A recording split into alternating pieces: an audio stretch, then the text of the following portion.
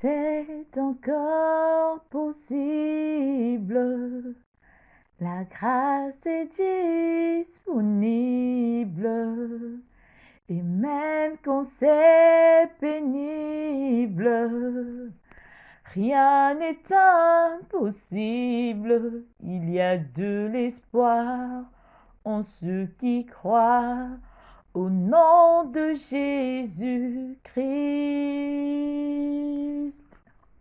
Oui, c'est encore possible. C'est encore possible à toute personne qui croit en Dieu. Oui, c'est encore possible à toute personne qui fait confiance en Dieu. C'est encore possible que le Seigneur puisse aider chacun de nous à pouvoir marcher dans la crainte de Dieu. C'est encore possible afin que le Seigneur qui est bon, qui est grand, le Dieu miséricorde, puisse aider chacun de nous à pouvoir s'éloigner du péché. Oui, c'est encore possible que le Seigneur puisse nous aider à le craindre. Oui, béni sois-tu Jésus. Béni sois-tu Papa pour toute cette semaine d'enseignement. Oui Seigneur, nous voici Seigneur à notre 6e jour. Oh Seigneur, merci pour tout ce que tu as révélé à tes enfants. Merci Seigneur Jésus-Christ pour tous tes bienfaits. Merci Seigneur Jésus-Christ parce que tu étais présent. Merci Seigneur Jésus-Christ pour tout ce que tu nous as révélé. Oui, c'est toi notre Père. Merci pour tout cela. Reçois l'honneur Jésus, reçois la gloire parce que tu es merveilleux. Béni sois-tu Seigneur Jésus-Christ. Amen. Amen, amen, amen. Bonsoir peuple de Dieu. Alors nous voici à notre dernier jour d'enseignement, le samedi 22 janvier. Et pour aujourd'hui, nous allons voir le pain 736 qui a pour sous-thème, donc c'est notre deuxième partie de l'enseignement d'hier. Le sous-thème est « Voyons 7 modèles bibliques à imiter au sujet de la crainte, de la sainte crainte de Dieu ». Et le texte d'appui, c'est dans Hébreux 11, verset 7. Donc, c'est notre deuxième partie aujourd'hui. Alors, je rends grâce au Seigneur pour toute cette semaine d'enseignement. Je rends grâce au Seigneur pour toutes ces paroles de bénédiction. Je rends grâce au Seigneur vraiment qui a disposé tout un chacun afin d'écouter l'enseignement, que ce soit à minuit, que ce soit dans la matinée, à midi, en soirée. Ce n'est que le Seigneur qui nous donne cette force. Alors, je rends grâce au Seigneur pour chacune de nos vies. Vraiment, le Seigneur nous permet à nous tous d'écouter sa parole. Oui, car ces enseignements nous concernent tous. Ces enseignements nous concernent tous.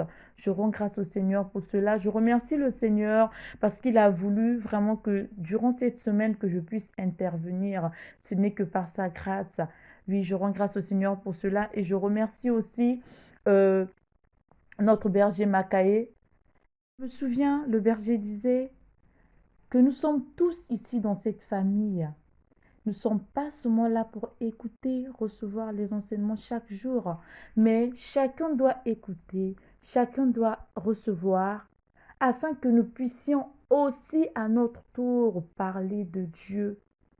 Voilà pourquoi il y a le groupe B qui permet que nous puissions effectuer des tâches pour le Seigneur. Vraiment, je rends grâce au Seigneur pour son humilité. Vraiment, il ne s'est pas dit que c'est moi qui suis le berger, je vais prêcher chaque jour. Non, il veut nous former, nous envoyer les enseignements, nous former, afin que demain, nous aussi, nous puissions aller parler de Dieu. Oui, car le Seigneur dit que sa parole doit être écoutée dans tout le monde entier. Alors le Seigneur doit nous envoyer en mission. Et il a mis son fils Makaï ici afin de nous donner les instructions que lui-même, Dieu, a prévues pour nous. Oui, nous parler, nous former, afin que nous aussi nous puissions aller proclamer la parole du Seigneur. Je rends grâce au Seigneur pour sa vie. Je rends grâce au Seigneur pour la vie de tous les responsables qui ont accepté d'être au service du Seigneur, de toute personne, vraiment qui ont accepté d'intégrer le groupe B afin d'être au service du Seigneur. Oui. Vraiment, c'est avec une grande joie qu'on vous attend dans le groupe B. Le berger, à un moment donné, va ouvrir la liste. Ceux qui ont vraiment ce désir aussi, servir le Seigneur, pourront nous rejoindre dans le groupe B. Alors, je vais lire le passage d'appui de notre sous-thème d'aujourd'hui. Donc, aujourd'hui, samedi, Hébreux 11, verset 7. C'est par la foi que Noé, divinement averti des choses qu'on ne voyait pas encore et saisi d'une crainte respectueuse, construisit une arche pour sauver sa famille. C'est par elle qu'il condamna le monde et devint héritier de la justice qui s'obtient par la foi. Amen. Alors, frères et sœurs, hier, nous avons vu les premiers modèles à suivre au sujet de la sainte crainte de Dieu. Donc, nous avons vu Abraham, nous avons vu Joseph, nous avons vu Néhémie, nous avons vu Corneille. Et aujourd'hui, nous allons voir Noé, Job et les chrétiens. Alors, hier, nous avons vu Abraham. Oui, Abraham qui craignait Dieu. Abraham qui avait confiance en Dieu n'a pas refusé à Dieu son Fils unique, mais il a donné son Fils unique au Seigneur. Le Seigneur, en fait, lui a demandé son Fils, il a obéi. Il a obéi au Seigneur. Et nous avons remarqué qu'après, Abraham a été béni. Nous avons vu Joseph. Joseph, par la crainte de Dieu, n'a pas trahi son Dieu. Il n'a pas trahi son Dieu. Il n'a pas accepté de faire honte à son Dieu. Nous avons vu aussi Néhémie. Néhémie qui est un bon exemple aussi à suivre. Néhémie qui craignait Dieu. Par la crainte de Dieu, il ne s'est pas comporté comme les anciens gouverneurs. Et nous avons aussi vu Corneille qui avait aussi la crainte de Dieu. Et aujourd'hui, nous allons voir Noé. Donc, par rapport à ce passage que nous avons lu, on nous précise, c'est par la foi que Noé, divinement averti des choses qu'on ne voyait pas encore, et saisi d'une grande crainte respectueuse, construisit une arche pour sauver sa famille. C'est par elle qu'il condamna le monde et devint héritier de la justice qui s'obtient par la foi. Oui, nous voyons déjà quand nous lisons dans Genèse, quand nous lisons Genèse 6, verset 5, nous voyons en fait que le Seigneur, quand il a vu la méchanceté des hommes, il a vu la méchanceté des hommes, il a dit qu'il va exterminer le monde, il va exterminer la terre. Mais on a précisé après, mais Noé trouva grâce aux yeux de l'Éternel.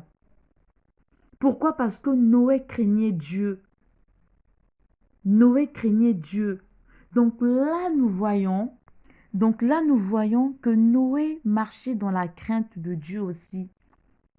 Et quand nous lisons notre passage de Hébreux 11, on nous précise que c'est par la foi. C'est par la foi. Là, on nous parle de la foi. Noé, qui avait foi en Dieu, le Seigneur lui a demandé de construire l'arche. Il a obéi au Seigneur parce qu'il faisait confiance à Dieu. Il a construit l'arche et il a été épargné du déluge, lui et sa famille. Ce n'est que par la foi qu'il a fait, parce qu'il avait confiance en son Dieu. Il avait confiance en son Dieu. Et là, nous voyons que Noé qui marchait dans la crainte de Dieu, le Seigneur l'a épargné du déluge. Donc, vu qu'il a obéi à Dieu, le Seigneur lui a demandé de construire. Il a obéi à Dieu, il craignait son Dieu, il a obéi à Dieu et il avait foi en son Dieu. Il a construit l'arche. Et le Seigneur, donc l'a épargné, lui, ses enfants, son fils, sa femme et les femmes de ses fils. Et comme deuxième exemple à suivre, nous avons Job. Nous avons Job. Et nous allons lire dans Job 1, 1 à 8. Donc le verset 1 et le verset 8. Donc le verset 1 qui nous dit, il y avait dans le pays un homme qui s'appelait Job. Et cet homme était intègre et droit. Il craignait Dieu et se détournait du mal. Et le verset 8 qui nous dit, l'Éternel dit à Satan, as-tu remarqué mon serviteur Job? Il n'y a personne comme lui sur la terre. Cet homme intègre et droit craignait Dieu et se détournant du mal. Amen. Donc, quand nous lisons le verset 1 qui nous dit, donc là, on nous parle de Job qui était intègre et droit. Il craignait Dieu et se détournait du mal. Donc, il était intègre, il était droit, il craignait Dieu et il se détournait du mal. Donc là déjà, nous voyons que c'est aussi un modèle à suivre. Nous voyons que Job aussi est un modèle à suivre. Parce qu'il marchait aussi dans la crainte de Dieu. Il était intègre, il était droit. Et il se détournait du mal. Donc là, qu'est-ce que nous comprenons? Que aujourd'hui, frères et sœurs, on doit prendre par exemple Job. Pourquoi? Parce qu'aujourd'hui déjà, nous devons revoir notre vie. Chacun de nous doit revoir sa vie. Est-ce que je marche dans la droiture? Est-ce que je suis intègre? Est-ce que je crains Dieu? Est-ce que je me détourne du mal? Ou soit je prends plaisir de cela? Quand nous lisons déjà l'histoire de Job, quand nous lisons l'histoire de Job, toute l'histoire de Job, nous voyons que Job, en fait, ce qui m'a touché, Job, qui avait 7 fils et 3 filles, il avait 7000 chameaux, 500 paires de bœufs, 500 ânesses et un grand nombre de serviteurs et il était considérable, c'était un homme considérable. Mais malgré cela, malgré tout ce qu'il avait, il marchait dans la crainte de Dieu. Quand nous voyons même, étant donné que ses fils avaient l'habitude d'organiser un festin entre eux, et ils invitaient aussi leurs sœurs. Donc après leur festin, Job emmenait ses fils pour les sanctifier. Et après, il offrait en fait pour chacun de ses fils de l'holocauste à Dieu.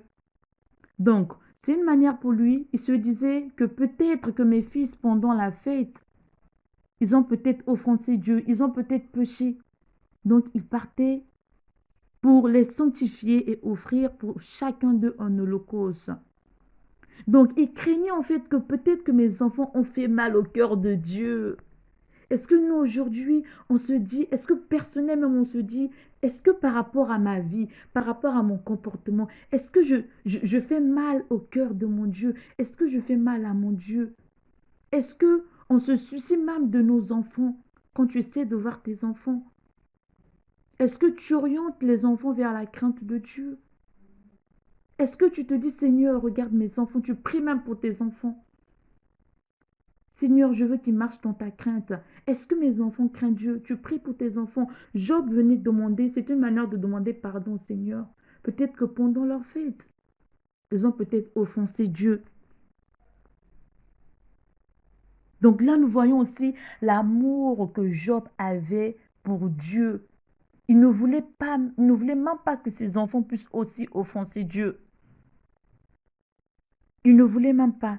Et le malin, en fait, quand il voyait cela, le diable, quand il voyait cela, il était furieux.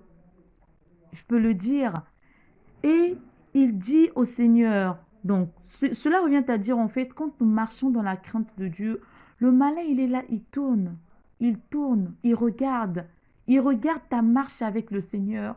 Est-ce que tu marches, est-ce que tu intègres avec ton Dieu? Est-ce que tu es fidèle avec ton Dieu? Le malin, il regarde tout cela et il vient, le Seigneur lui pose la question, d'où viens-tu?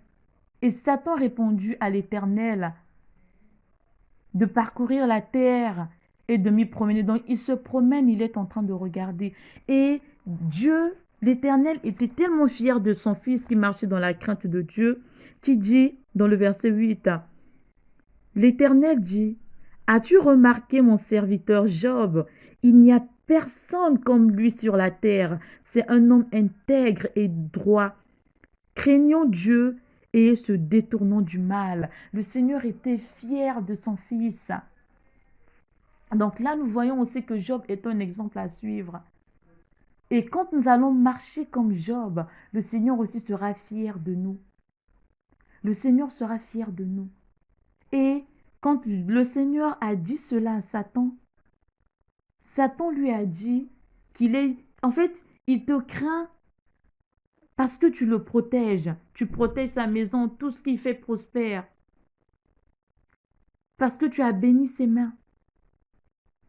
Et il lui dit, prends ce qu'il a. Donc touche à ce qu'il a et tu verras qu'il te maudit en face. Le Seigneur dit à Satan, je te le livre, mais ne porte pas la main sur lui. Donc là, nous voyons, déjà quand nous marchons dans la crainte de Dieu, quand tu marches dans la crainte de Dieu, tu déranges même le monde des ténèbres. Et le Seigneur est fier, il est tellement fier de toi que Satan vient même réclamer. Et le Seigneur étant fier de son fils, il lui dit, vas-y, vas-y, je te le livre, mais ne porte pas la main sur lui.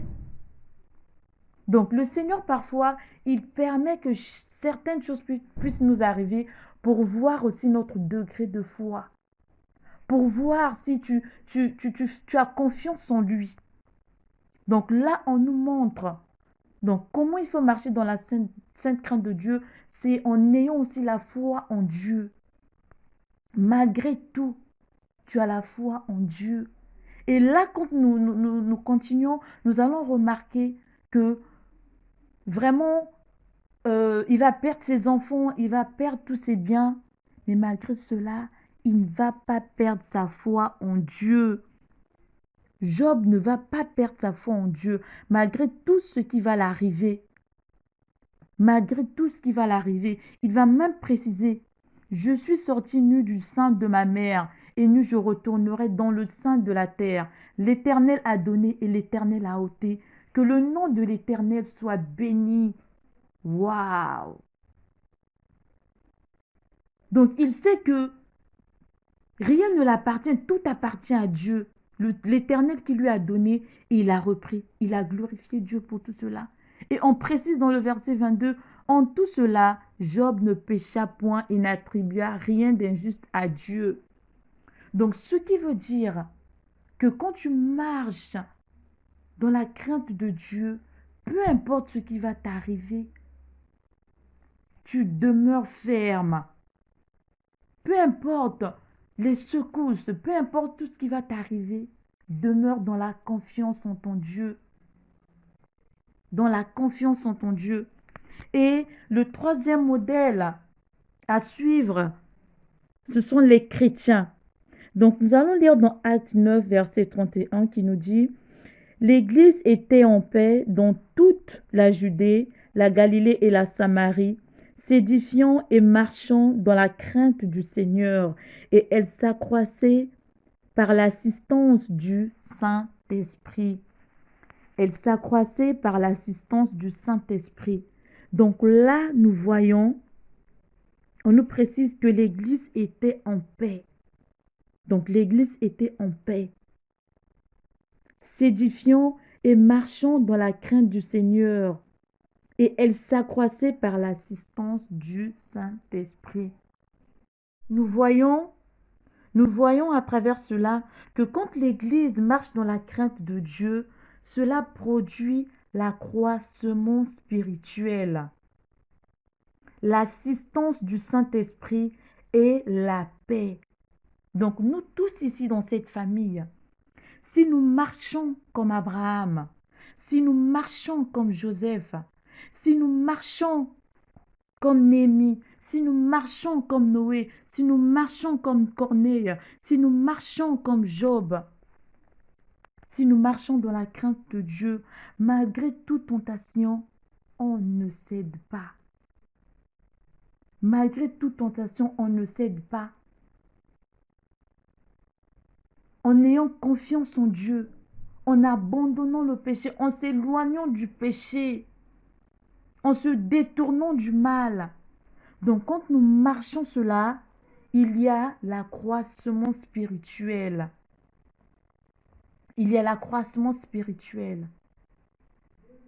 Et qu'est-ce qu'il y a encore l'assistant? Donc le Saint-Esprit est présent parce qu'il voit que ses enfants marchent selon sa volonté. Ses enfants marchent selon ses pas. Donc là, nous voyons que nous chrétiens, donc chaque chrétien doit être un modèle que les autres chrétiens doivent imiter. Donc là, nous avons vu les 7 modèles que nous pouvons imiter pour marcher dans la crainte de Dieu. Parce que notre thème qui nous dit comment marcher dans la crainte de Dieu, nous avons vu comment Joseph a marché dans la crainte de Dieu en fuyant la tentation de la femme de Potiphar. Nous avons vu Abraham, il marchait dans la crainte de Dieu. Donc, il avait tellement confiance en son Dieu, il craignait tellement son Dieu, il a accepté d'offrir son fils, Isaac, en sacrifice. Car il savait que Dieu avait même le pouvoir de ressusciter son fils. Nous avons vu Néhémie étant responsable. Il n'a pas voulu marcher sur les autres. Donc cela peut nous pousser aussi demain, si nous sommes responsables quelque part, de marcher comme Néhémie, de marcher dans la vérité comme Néhémie. Nous avons vu aussi Corneille, après la visitation de l'ange, il a obéi. Et voilà, il a reçu la parole de Dieu. Par la suite, il s'est fait baptiser. Nous avons vu aussi Noé, qui marchait dans la crainte de Dieu. Le Seigneur l'a épargné du déluge. Donc, plus tu marches dans la crainte de Dieu, le Seigneur t'épargne du danger. Nous avons vu Job, malgré tout vent, malgré tout ce qui se passait, malgré qu'il a tout perdu, il aimait toujours son Dieu, il a fait confiance en son Dieu. Non, c'est tellement merveilleux, frères et sœurs. Nous avons des modèles à suivre. Et aujourd'hui, chaque chrétien doit être un modèle à imiter pour autres chrétiens. Quand un frère chrétien te voit, tu dois être un modèle à imiter. Que nous avons vu ici que les chrétiens de la Bible étaient aussi des modèles. Ils sont des modèles à imiter. Donc nous, aujourd'hui, chrétiens, nous devons aussi être des modèles à imiter. Quand ton frère te voit, oui, regarde ce frère. Vraiment, comme on dit, que nous devons évangéliser même par notre comportement. Par ton comportement, tu peux pousser un autre frère de craindre aussi Dieu, d'avoir confiance en Dieu, de marcher dans la vérité. Alors, vraiment que le Seigneur puisse nous aider à marcher dans la crainte de Dieu. Nous avons vu ici que la crainte de Dieu, c'est marcher dans la sanctification, fuir le péché, servir le Seigneur, s'offrir au Seigneur, s'abandonner au Seigneur, faire confiance au Seigneur. Alors, je remercie le Seigneur pour ce moment d'enseignement, pour cette semaine d'enseignement. Oui, lui-même, il était présent. Que le Seigneur lui-même puisse nous permettre, tous dans cette famille, de marcher dans la crainte de Dieu. Alors, c'est avec une grande joie, vraiment, c'est une grande joie pour moi d'intervenir durant toute cette semaine. Vraiment que le Seigneur nous bénisse tous. Shalom.